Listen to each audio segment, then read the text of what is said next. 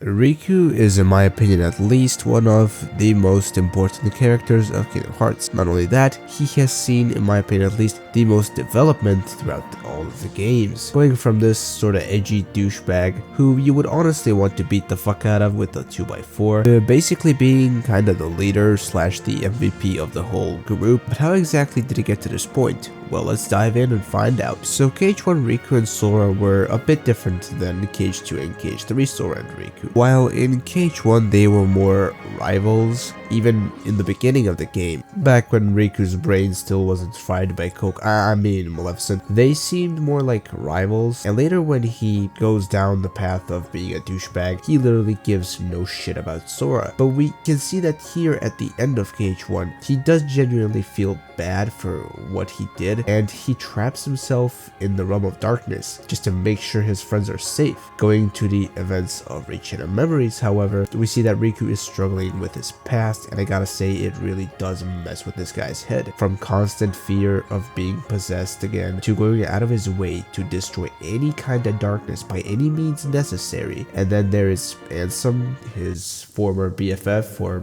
should I say this demonic looking motherfucker, who of course did not manipulate and possess a 15-year-old kid. I really do wonder where you guys could have gotten that idea. But yeah, he's back, and Riku's main goal for this game is to get rid of him and take control of the darkness, or at first his goal is to destroy it, but he sort of later learns to take control of it, and he kind of succeeds, but don't worry, he'll fuck up his streak eventually. Fast forward to the events of 358 days, this is really where Riku gets his sort of redemption arc started, because he does a lot to get Sora back, even going as far as trying to completely get rid of Roxas and Shion. I mean, hell, he even transforms into Ansem without a second thought, just so that he can get rid of Roxas. Now keep in mind, Riku has no hope of ever going back to looking like himself. He went into this shit under the impression that he would literally look like Ansem forever, for the entirety of his life. But can you imagine looking like this motherfucker right here for your entire fucking life? At that point, I'm breaking all my fucking mirrors, man. Hell no. After this insane transformation, Riku makes sure that Sora will go back to who he was, and throughout KH2, we see him sort of guiding Sora and keeping an eye on him from the sidelines, which, now that I think about it,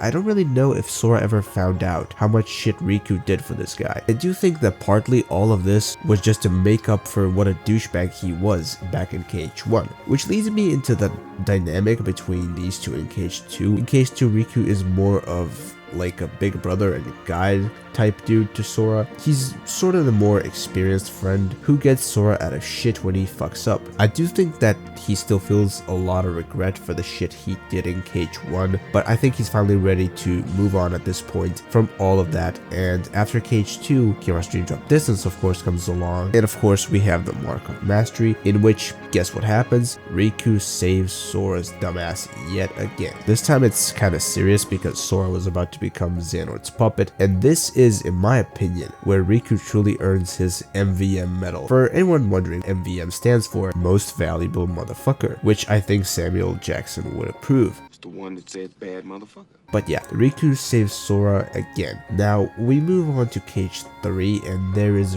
one scene in particular that always comes to my mind, and that is this scene right here when Sora seems to have pretty much given up on everything. Riku comes in clutch, tries to talk some sense into Sora, and this is what I mean. I think that KH1 Riku likely wouldn't have done shit in this situation, and he would likely pussy out. This goes back to the dynamic of Riku being a reliable big bro type friend to Sora, who he can always count on. I mean, dude went up against a fucking demon tower completely on his own when everyone else is down. I mean, what more can I say, man? In conclusion though, KH1 Riku is ungrateful, arrogant, and overall a piece of shit, while KH3 Riku is always reliable. He gets you out of whatever shit you get yourself into, and that is the biggest change, in my opinion, when it comes to Riku's development throughout all of the games. That said, I hope you enjoyed this video. If you like what I do here on YouTube, please consider giving it a like and subscribing to the YouTube channel, as it helps out a lot. Until the next video stream, thank you so much for watching, and bye bye.